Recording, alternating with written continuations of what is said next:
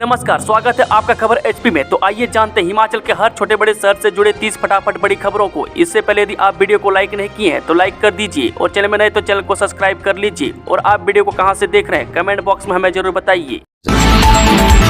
संजौली में हिंदू संगठनों का उग्र प्रदर्शन, लाठीचार्ज और पानी की बौछारें मारी 10 घायल। जी हां, हिमाचल प्रदेश की राजधानी शिमला में मस्जिद में हुए कथित अवैध निर्माण के विरोध में बुधवार को हिंदू संगठनों ने उग्र प्रदर्शन किया।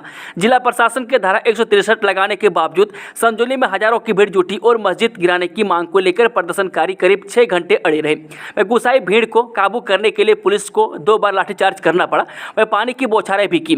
बता दें कि पुलिस लाठीचार्ज और धक्का मुक्की के कारण 10 लोग घायल हो गए। वह घायलों में 5 पुलिसकर्मी भी शामिल हैं। वह दर्जनों लोगों को हल्की चोटें भी आई है।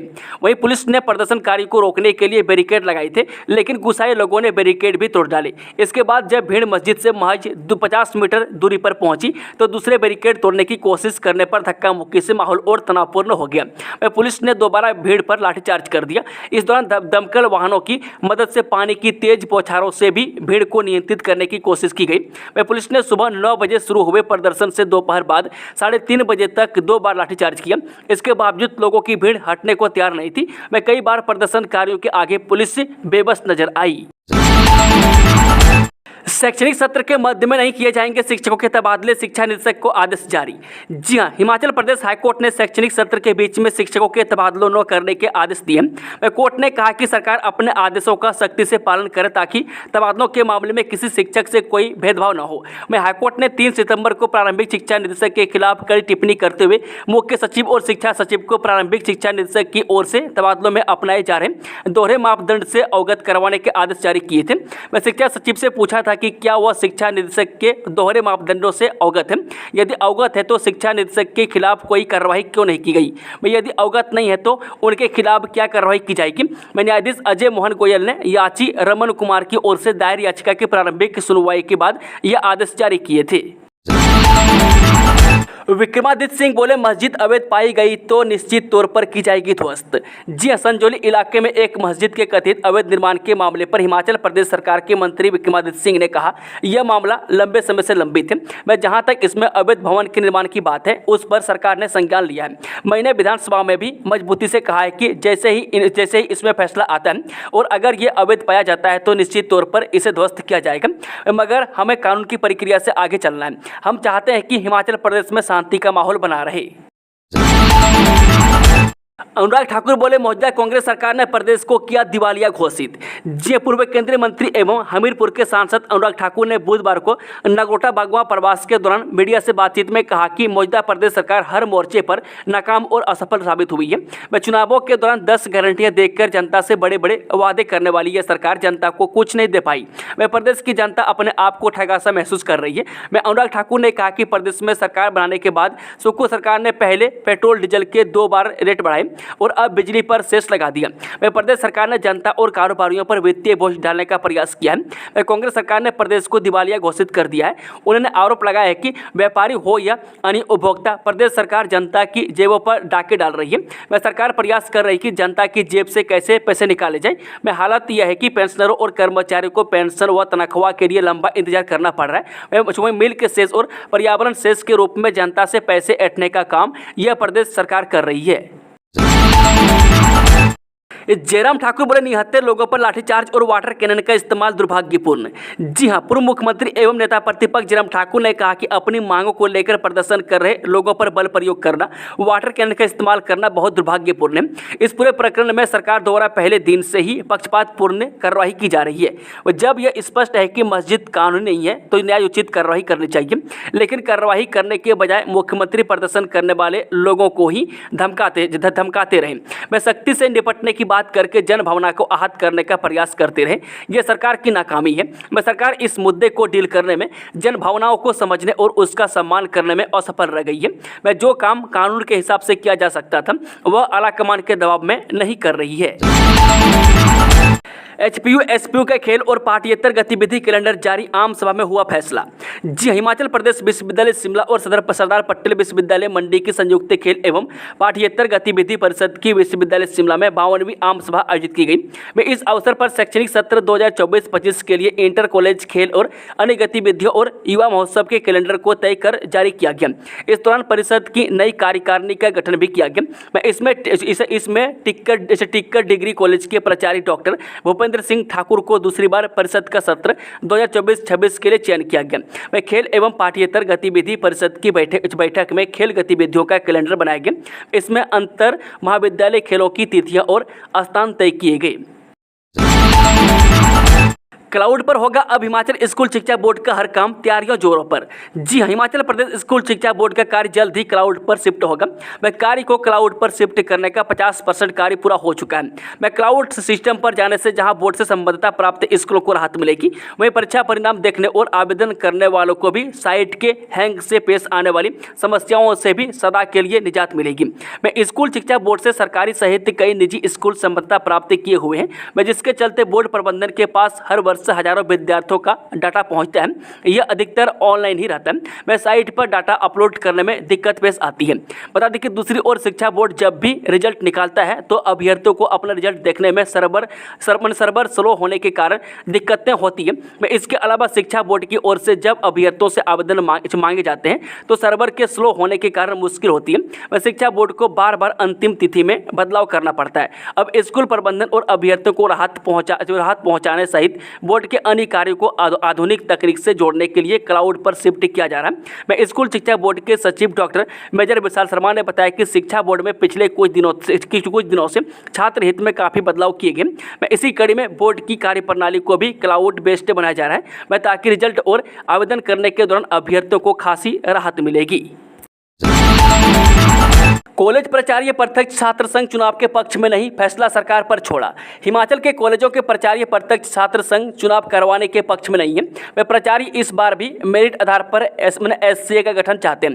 वे मंगलवार को शिमला में हिमाचल प्रदेश विश्वविद्यालय यानी कि एचपीयू और सरदार पटेल विश्वविद्यालय यानी कि एसपीयू की खेल एवं पाठ्येतर गतिविधि परिषद की बैठक में विभिन्न कॉलेजों से पहुंचे प्राचार्यों ने प्रत्यक्ष चुनाव को लेकर अपनी राय रखी। मैं एचपीयू के कुलपति प्रोफेसर एसपी बंसल ने प्राचार्यों से चुनाव करवाने के बारे में राय ली। देर तक चली बैठक में प्राचार्यों ने प्रत्यक्ष चुनाव न करवाने की सलाह दी। मानसून सत्र में छाया रहा वित्तीय बदहाली का मुद्दा, मस्जिद विवाद। हिमाचल प्रदेश के इतिहास में अब तक के सबसे लंबे 11 दिन के मानसून सत्र में वित्तीय बदहाली और मस्जिद विवाद हावी रहे। इस सत्र में विपक्ष और सत्ता पक्ष दोनों ही ज्यादातर वक्त एक दूसरे पर हमलावर रुख में रहे। मंत्रियों के घिरने पर मुख्यमंत्री बार बार खुद जवाब देने के लिए उठते रहे और उनकी ढाल बने। वहीं विपक्षी विधायकों की ओर से सबसे अधिक मुखर नेता प्रतिपक्ष जयराम ठाकुर खुद रहे। मैं जयराम जहां हर विषय पर तीर छोड़ते तो सीएम सुक्खू विपक्ष के हर बाण को काटते नजर आए। मैं सदन में दो बड़े मुद्दे, कर्मचारियों और पेंशनरों को समय पर वेतन पेंशन न देना और संजौली में मस्जिद में अवैध निर्माण बने, वे पहले से ही सरकार को आर्थिक कुप्रबंधन पर घेरती रही। भाजपा को बैठक के बीच से बड़ा मुद्दा मिल गया। मैं जब सरकार 1 तारीख को कर्मचारियों को वेतन और पेंशनरों को पेंशन नहीं दे सकी। कांग्रेस के डीएनए में तनाशाही, संजौली मस्जिद विवाद पर अनुराग ठाकुर का हमला, कहा झलक रही सनातन विरोधी मानसिकता। जी हां, शिमला के संजौली में आज अवैध मस्जिद को लेकर जमकर विरोध प्रदर्शन देखा गया। पूर्व केंद्रीय मंत्री और हमीरपुर के सांसद अनुराग ठाकुर ने संजौली में प्रदर्शनकारियों पर सरकार की बलपूर्वक कार्रवाई को लेकर मुख्यमंत्री सुखविंदर सिंह सुक्खू पर हमला बोला है। अनुराग ठाकुर ने कहा कि शिमला के संजौली में स्थित अवैध मस्जिद को लेकर प्रदर्शन कर रहे हिंदूवादी कार्यकर्ताओं के खिलाफ सरकार के कार्रवाई को तनाशाही रवैया बताया है। हिमाचल प्रदेश राज्य विद्युत पेंशनर्स का सरकार के खिलाफ प्रदर्शन, बोर्ड कार्ड भेजने की चेतावनी। जी हां, हिमाचल प्रदेश राज्य विद्युत पेंशनर्स फॉर्म नगरोटा सूरिया इकाई की मासिक बैठक नगरोटा सूरिया में चंपाल धीमान की अध्यक्षता में हुई, जिसमें सर्वसम्मति से प्रस्ताव पास कर 1/1/16 से वेतन आयोग की रिपोर्ट के आधार पर आज तक वित्तीय लाभों को भुगतान न करने पर भारी रोष प्रकट किया गया। तथा महंगाई भत्ते को 2 किस्तों को भुगतान व उसके एरियर को भी लटकाए रखने पर सरकार के प्रति रोष व्यक्त किया। सभी बच्चों के लिए स्कूलों की व्यवस्था करेगी सरकार। जी हां, हिमाचल प्रदेश में ही नहीं बल्कि कई दूसरे राज्यों में भी अब तक 76,000 स्कूलों को समायोजित किया जा चुका है। यह खुलासा मंगलवार को विधानसभा में हुआ। मुख्यमंत्री सुखविंदर सुक्खू ने ऐलान किया है कि किसी भी बच्चे को सरकार शिक्षा से वंचित नहीं रहने देगी। उनके लिए जो संभव होगा वो किया जाएगा। मैं जहाँ पर सड़क की सुविधा नहीं है वहाँ जिला मुख्यालयों के स्कूलों में बच्चों को पढ़ाने की व्यवस्था होगी। मैं उसके लिए सरकार गाड़ियों का प्रबंधन भी करेगी। मैं शिक्षा मंत्री ने कहा कि लाहौल स्पीति जिला के स्कूलों में 2100 बच्चे पंजीकृत हैं और शिक्षक 750 हैं। वे पीटीआर रेशो दो बच्चों के पीछे एक टीचर का भी नहीं बनता है। यह मामला सदन में ध्यान आकर्षण प्रस्ताव के जरिए लाहौल स्पीति की विधायक अनुराधा राणा ने उठाया था, जिस पर शिक्षा मंत्री रोहित ठाकुर ने हिमाचल के साथ दूसरे राज्यों की स्थिति भी बताई। बता दें कि विधायक राणा ने कहा कि युक्तिकरण की जरूरत है, लेकिन लाहौल स्पीति की विषम परिस्थितियों को देखते हुए जब तक स्कूल ऑफ एक्सीलेंस शुरू नहीं हो जाता तब तक सुविधाएं बच्चों को वहां पर दी जानी चाहिए। उन्होंने कहा कि जो स्कूल मर्ज हुए हैं उनके आंकड़े भी ठीक नहीं है। अनुराधा राणा ने कहा कि उनका क्षेत्र हिमस्खलन वाला क्षेत्र है, पैदल बच्चे दूर का सफर नहीं कर सकते। इस पर शिक्षा मंत्री ने कहा कि उनके इलाके की फिर से समीक्षा की जाएगी। परीक्षा परिणाम को बनेगी क्लस्टर प्रणाली। जी, हिमाचल प्रदेश विश्वविद्यालय के तहत आने वाले कॉलेजों में छात्रों के परीक्षा परिणाम समय पर जारी हो सके, इसके लिए खास निर्देश दिए गए। मंगलवार को एचपीयू के कुलपति प्रोफेसर सह प्रकाश बंसल ने विभिन्न कॉलेजों से आए प्राचार्य के साथ बैठक की और इसमें राष्ट्रीय शिक्षा नीति से लेकर नेक एग्रीडिटेशन की चर्चा की गई। इस दौरान यह निर्णय लिया गया कि महाविद्यालय को जोन में बांटकर एक महाविद्यालय को क्लस्टर बनाया जा सकता है।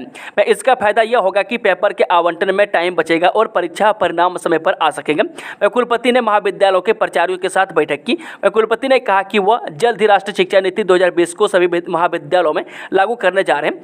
उन्होंने कहा कि राष्ट्रीय शिक्षा नीति महाविद्यालयों को ध्यान में रखते हुए क्रमशः लागू किया जाएगा ताकि इसे लागू करने के लिए आसानी हो। उन्होंने कहा कि राष्ट्रीय शिक्षा नीति के तहत सभी महाविद्यालयों के लिए नेक होना जरूरी होगा। अतः सभी महाविद्यालयों को नेक में आवेदन करना होगा। कर्मचारी नेताओं ने दिया नोटिस का जवाब। जी हां, राज्य सचिवालय सेवाएं कर्मचारी महासंघ ने अपने संघर्ष को फिलहाल टाल दिया। मंगलवार को सचिवालय सेवाएं कर्मचारी महासंघ का जनरल हाउस में हुआ। वहीं इससे पूर्व सामान्य प्रशासन विभाग द्वारा कर्मचारी नेताओं को जो नोटिस दिए गए थे उनका जवाब उन्होंने प्रशासन को दे दिया। इसके लिए 15 दिनों का समय दिया गया था, जिससे पहले ही उन्होंने जवाब सौंप दिए हैं। अब इन्हें विधानसभा से आने वाले प्रीविलेज नोटिस का इंतजार है। बताया जाता है कि विधानसभा में 6 कर्मचारी नेताओं के खिलाफ प्रीविलेज मोशन लाने को प्रस्ताव दिया गया, मगर अभी वहां से नोटिस कर्मचारी नेताओं को नहीं मिले हैं। उन नोटिस का इंतजार किया जा रहा है, जिसके बाद यहां कर्मचारी संगठन अपनी रणनीति बनाएगा। इनका पहले यह कार्यक्रम था कि इन्हें मंगलवार को सचिवालय में एक बार फिर से जनरल हाउस करना था, मगर आज भी विधानसभा की कार्यवाही जारी रही, जिस पर इन्होंने अभी अपना जनरल हाउस टाल दिया। सचिवालय सेवाएं कर्मचारी संगठन के अध्यक्ष संजीव शर्मा का कहना है कि मुद्दे वैसे ही खड़े हैं, मगर अभी इन्हें प्रीविलेज नोटिस का इंतजार है। उनको यह सूचना है कि यह कर्मचारी नेताओं के खिलाफ विशेष अधिकार हनन का मामला लाया जा रहा है। थामा नहीं संजौली मस्जिद विवाद, सभी जिलों के डीसी व एसपी को अलर्ट रहने के आदेश। कल व्यापार मंडल शिमला का बंद। जी हां, छोटे पहाड़ी राज्य हिमाचल की राजधानी शिमला इन दिनों मस्जिद विवाद के कारण देश भर में चर्चा में आ गया। बुधवार 11 सितंबर को शिमला के सबसे बड़े उपनगर संजौली में देवभूमि संघर्ष समिति और सिविल सोसाइटी के आंदोलन में हालात यहां तक पहुंचे कि पुलिस को लाठीचार्ज करना पड़ा।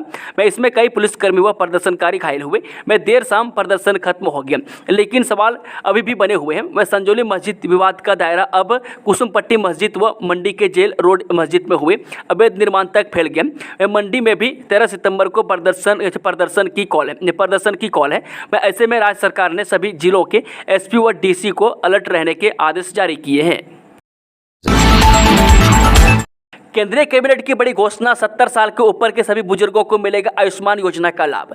जी हां, प्रधानमंत्री मोदी की अध्यक्षता में बुधवार को केंद्रीय मंत्रिमंडल ने प्रमुख योजना आयुष्मान भारत प्रधानमंत्री जन आरोग्य योजना यानी कि ABVMJAY के तहत सभी आय वर्ग के 70 वर्ष और उससे अधिक आयु के सभी वरिष्ठ नागरिकों को स्वास्थ्य कवरेज को मंजूरी दे दी है। इसका लक्ष्य 6 करोड़ वरिष्ठ नागरिकों वाले लगभग 4.5 करोड़ परिवारों को पारिवारिक आधार पर 5 लाख रुपए की मुफ्त स्वास्थ्य बीमा कवर से लाभान्वित करना है। इस मंजूरी के साथ 70 वर्ष और उससे अधिक उम्र के सभी वरिष्ठ नागरिक, चाहे उनकी सामाजिक आर्थिक स्थिति कुछ भी हो, ABPMJAY का लाभ उठाने के पात्र होंगे। संजौली में शांत हुए प्रदर्शनकारी, मस्जिद वाला रास्ता भी खोला। हिमाचल प्रदेश की राजधानी शिमला के संजौली में मस्जिद में अवैध निर्माण को लेकर सुबह से चल रहा प्रदर्शन अब जाकर शांत हो गया। प्रदर्शनकारी इस वक्त शांत हो चुके हैं। संजौली में पुलिस बल की तैनाती के बीच हालात सामान्य हो रहे हैं। मैं संजौली में बाजार भी खुल रहे हैं और तो मस्जिद वाला रास्ता भी खोल दिया गया। मैं इससे कुछ घंटे पहले प्रदर्शनकारियों को खदेड़ने के लिए पुलिस ने एक बार फिर से सख्ती से काम लिया था। इसी धक्का मुक्की में 3 पुलिसकर्मी जख्मी हुए थे। ऊना पहुंची संजौली मस्जिद विवाद की तपीस से हिंदू संगठनों ने किया हनुमान चालीसा का पाठ।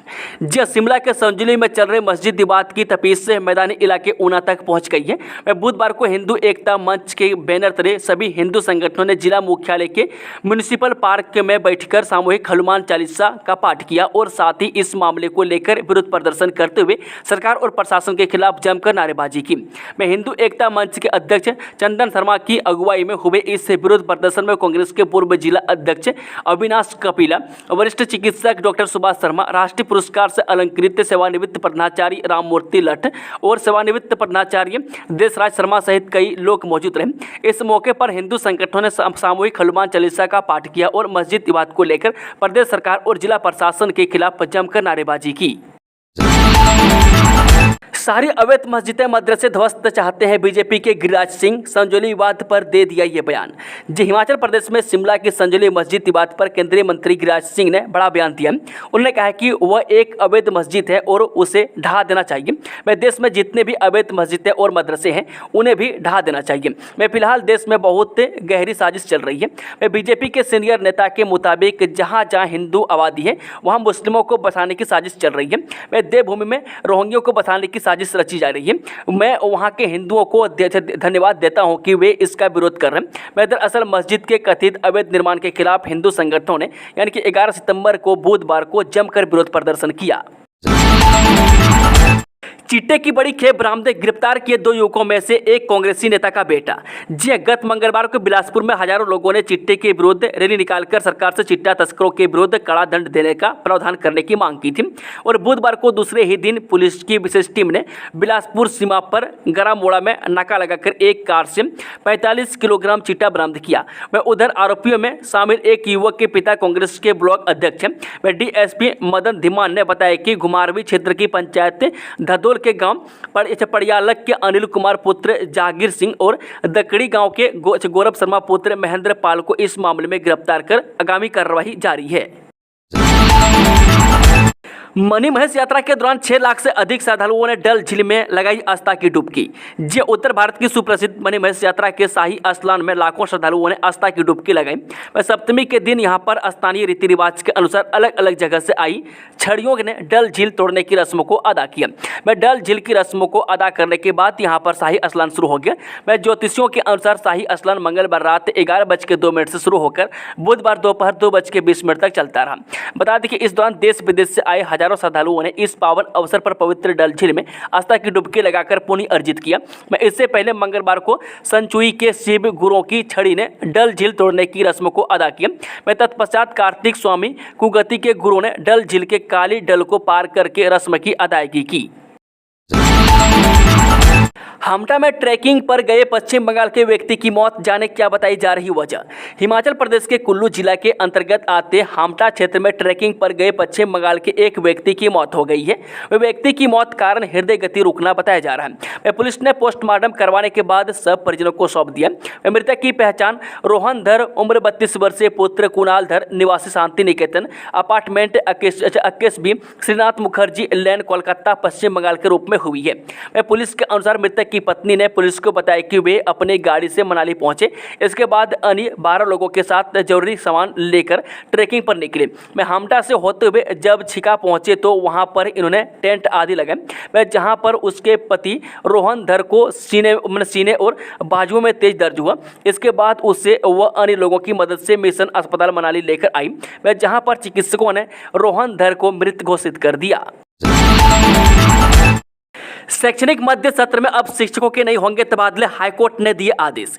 जी हां, प्रदेश हाईकोर्ट ने शैक्षणिक सत्र के मध्य में शिक्षकों के तबादले न करने के आदेश दिए। राज्य सरकार को यह आदेश जारी करते हुए कोर्ट ने कहा कि सरकार अपने आदेशों का सख्ती से पालन करे ताकि तबादलों के मामले में किसी भी शिक्षक से कोई भेदभाव न हो। उल्लेखनीय है कि हाईकोर्ट ने 3 सितंबर को प्रारंभिक शिक्षा निदेशक के खिलाफ कड़ी टिप्पणी करते हुए मुख्य सचिव और शिक्षा सचिव को प्रारंभिक शिक्षा निदेशक द्वारा शिक्षकों के तबादलों में अपनाए जा रहे दोहरे मापदंड से अवगत करवाने के आदेश आदेश जारी किए थे। मैं इन आदेशों में प्रारंभिक शिक्षा निदेशक को शिक्षकों के मध्य सत्र में तबादले न करने के निर्देश जारी किए गए। यह भी निर्देश दिए गए कि बहुत ही जरूरी होने पर संबंधित शिक्षक के तबादले से जुड़ा मामला शिक्षा मंत्री और मुख्यमंत्री के समक्ष जरूरी आदेशों के लिए पेश किया जाए। प्रारंभिक शिक्षा निदेशक को यह बताने के आदेश भी दिए गए कि 30 जुलाई को तबादलों पर लगाए बैन के बाद उन्होंने कितने शिक्षकों के तबादले किए। प्रारंभिक शिक्षा निदेशक के खिलाफ पहले से ही जारी कारण बताओ नोटिस पर स्पष्टीकरण भी मांगा गया है। सरकार के इन आदेशों के मद्देनजर कोर्ट ने मामले का निपटारा करते हुए तबादलों में दोहरा मापदंड न अपनाते हुए शिक्षकों से एक सा बर्ताव करने के आदेश दिए हैं। कुल्लू मनाली व बंजार में 14 को लगेगी लोक अदालत। जे सचिव जिला विधिक सेवा प्राधिकरण कुल्लू आभा चौहान ने बताया कि हिमाचल प्रदेश राज्य विधिक सेवा प्राधिकरण शिमला के तत्वाधान में 14 सितंबर को जिला न्यायालय कुल्लू मनाली और बंजार में राष्ट्रीय लोक अदालत का आयोजन किया जाएगा। वह चौहान ने अवगत करवाया कि 14 सितंबर की लोक अदालत में दुर्घटना क्लेम, श्रम विवाद के मामले, बिजली व पानी के बिल, जमीनी विवाद, बैंक से संबंधित विवाद, वैवाहिक विवाद और विशेष रूप से कम राशि के चेक से लेन देन के मामले लिए जाएंगे। छात्राओं से छेड़छाड़ करने वालों की अब खैर नहीं, पुलिस चौकी नगरोटा सूरिया में शिकायत दर्ज। जे राजकीय महाविद्यालय नगरोटा सूरिया में छात्राओं पर फप्तियां कसने व हुड़दंग मचाने वालों के खिलाफ महाविद्यालय प्रशासन ने पुलिस चौकी नगरोटा सूरिया में शिकायत की है। शिकायत मिलते ही पुलिस ने भी कॉलेज जाने वाले रास्तों पर गश्त बढ़ा दी है। कॉलेज के प्रिंसिपल केवल कुमार शर्मा ने बताया कि छात्राओं ने उनसे शिकायत की थी कि बस से उतरकर जब वह कॉलेज आती है तो रास्ते में कुछ गुंडा तत्व उनसे अश्लील हरकतें व फप्तियां कसते हैं। प्रिंसिपल ने तुरंत इसकी शिकायत पुलिस चौकी में दे दी।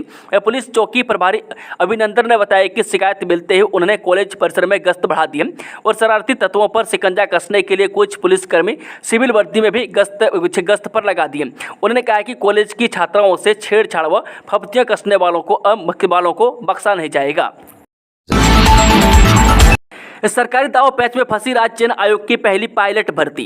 जी, हिमाचल प्रदेश राज्य चयन आयोग हमीरपुर की पहली पायलट भर्ती सरकारी दाव पैच में उलझकर रह गई है। नए आयोग के गठन के वक्त भर्ती परीक्षाओं में पारदर्शिता लाने के दावे के साथ सरकार ने भर्ती परीक्षाओं के तमाम कामकाज को ऑनलाइन करने का ऐलान किया था। इसके साथ ही भंग कर्मचारी आयोग के दौर में शुरू हुई पहली ऑपरेशन थिएटर असिस्टेंट यानी कि OTA पोस्ट कोड 1073 की लिखित परीक्षा को कंप्यूटर बेस्ड टेस्ट यानी कि CBT आधार पर करवाने का निर्णय लिया था। परीक्षा हुए 5 माह बीत गए हैं और आउटसोर्स एजेंसी ने नतीजा भी तैयार कर लिया है। इसके बावजूद सरकार की ओर से एजेंसी को भुगतान नहीं किया गया है। कुनिहार की कोटी शाखा का पोस्टमास्टर गिरफ्तार, नकदी चुराने का आरोप, जांच में जुटी पुलिस। जब पुलिस ने कुनिहार क्षेत्र की एक शाखा के पोस्टमास्टर को नकदी और जरूरी कागजात चुराने के आरोप में गिरफ्तार किया है। वह शाखा पोस्टमास्टर कोटी मोनू कुमार निवासी हमीरपुर पर आरोप है कि उन्होंने शाखा से 52,392 रुपये और कागजात चुराए हैं। हालांकि पुलिस ने आरोपी के पास से डाक खाना की सरकारी मोहर, मोबाइल फोन और कार्यालय की ऑर्डर बुक बरामद कर ली है। वह नकदी की बरामदगी अभी बाकी है। SP गौरव सिंह ने बताया कि आरोपी को कोर्ट में पेश किया जा रहा है। मैं रिमांड पर लेकर उसे नकदी के बारे में पूछताछ की जाएगी।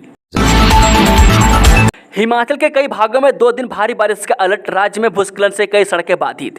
हिमाचल प्रदेश के कई भागों में 2 दिन भारी बारिश का अलर्ट जारी किया गया। मौसम विज्ञान केंद्र शिमला के अनुसार राज्य में 17 सितंबर तक बारिश का दौर जारी रहने का पूर्वानुमान है। 12 व 13 सितंबर के लिए कई क्षेत्रों में भारी बारिश का येलो अलर्ट जारी किया गया। उधर राज्य में बुधवार शाम 6 बजे तक जगह जगह भूस्खलन से कई सड़कों पर आवाजाही ठप रही। वहीं 2 पुल भी क्षतिग्रस्त चल रहे हैं। इसके अतिरिक्त कई बिजली ट्रांसफार्मर भी प्रभावित हैं। 24 घंटों के दौरान नाहन 86, पापड़ा साहिब 46, धर्मशाला 35, चंबा 30, जोत 28 व मनाली में 20 मिलीमीटर बारिश दर्ज की गई है। शिमला में भी आज मौसम खराब बना हुआ है। बता दें कि मौसम विभाग के अनुसार 12 सितंबर की देर रात से 14 सितंबर तक वर्षा की गतिविधि की तीव्रता और वितरण में वृद्धि होने की संभावना है। इस अवधि के दौरान हल्की से मध्यम तीव्रता की व्यापक वर्षा होगी। बारिश की अधिकतम तीव्रता 13 सितंबर को सिरमौर, सोलन, शिमला, बिलासपुर, किन्नौर और आसपास के क्षेत्रों में होगी। इन जिलों में अलग अलग स्थानों पर भारी वर्षा की संभावना है। मंडी, कांगड़ा, ऊना और हमीरपुर जिलों में हल्की मध्यम वर्षा होने की संभावना है। इस अवधि के दौरान औसत न्यूनतम और अधिकतम तापमान सामान्य रहने की संभावना है। 14 सितंबर से वर्षा की तीव्रता में कमी आने की संभावना है। स्थानीय लोगों व पर्यटकों को नदी नालों से दूर रहने की सलाह दी गई है। इस संबंध में प्रशासन की ओर से जारी एडवाइजरी का पालन करने को कहा गया है। साथ ही अपनी यात्रा को मौसम की स्थिति के अनुसार प्लान करने की सलाह दी गई है। रावी नदी में गिरी कार, 2 शिक्षकों की मौत, 2 अन्य घायल। जिला चंबा के भरमौर में बड़ा हादसा पेश आया है।